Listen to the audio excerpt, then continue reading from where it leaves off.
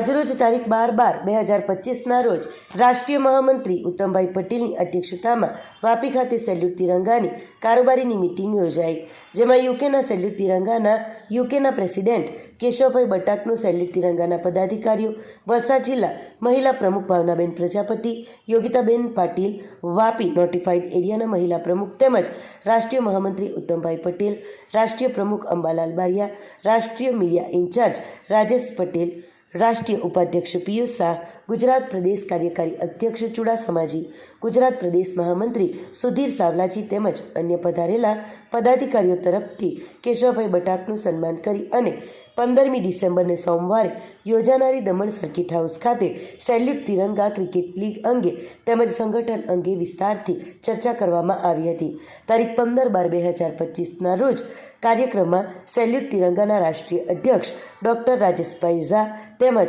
રાષ્ટ્રીય મહાસચિવ રવિભાઈ ચિકારા પધારવાના છે. તે અંગેના કાર્યક્રમની રૂપરેખા તૈયાર કરવામાં આવી હતી.